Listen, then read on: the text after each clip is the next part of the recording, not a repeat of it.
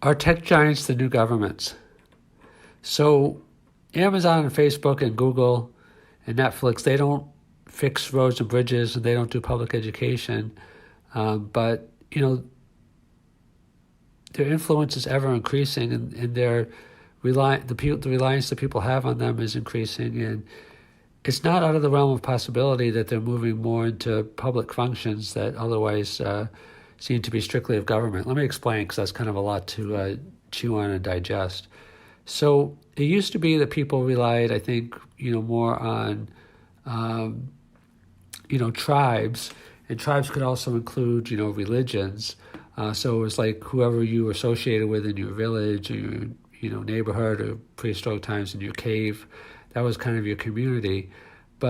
And then, over a period of time, things moved more to the farms and then more to the factories, now in the information age.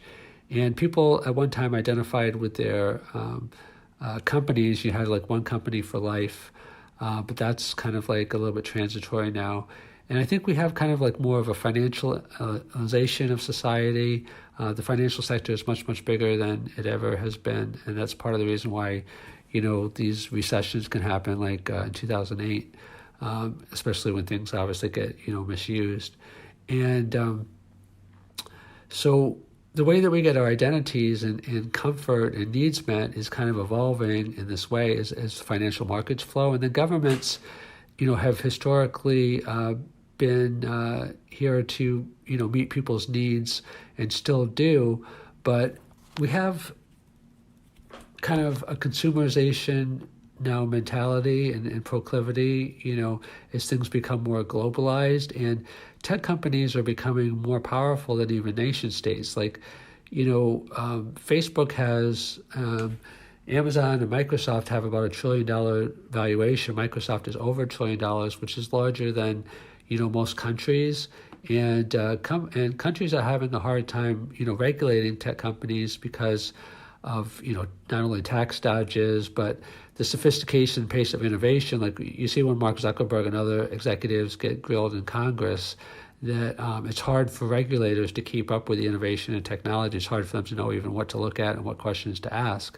And when you hear the questioning, that becomes kind of obvious. So as people become more and more dependent on companies like Amazon, has I think somewhere around two-thirds of households signed up for Prime. And then they went to free 2-day shipping, then they went to free 1-day shipping.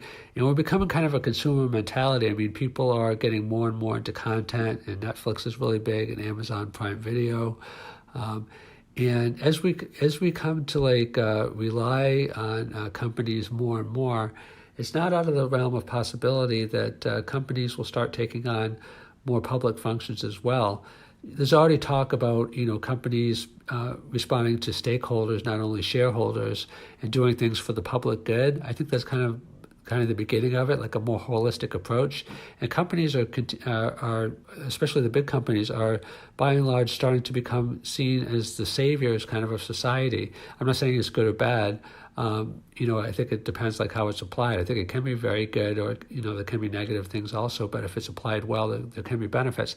Like for example, Mark Benioff, the CEO of Salesforce, he just wrote a new book, Trailblazer, where he talks about how Salesforce has donated millions of dollars to the community. Like they're really involved in the homeless problem in San Francisco.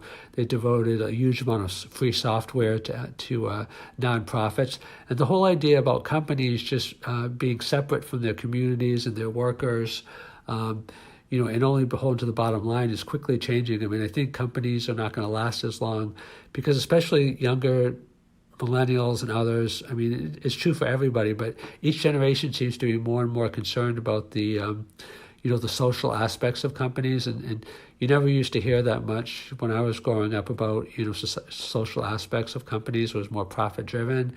So I think increasingly, to the question of are the giant tech companies the new governments?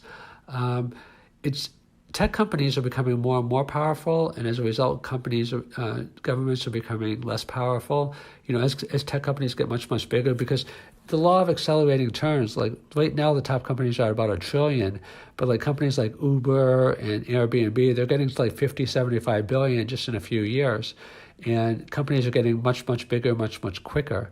And some people say that like with artificial intelligence and breakthrough technology like that we could have $10 trillion companies soon. And when you have tech companies that are much, much bigger than all or most governments, then the power tends to flow to where the money goes, and people are going to expect more and more and more out of their companies. So it's possible increasingly that tech companies, giant tech companies, will take on more of some of the functions that would traditionally apply to governments and be considered as such.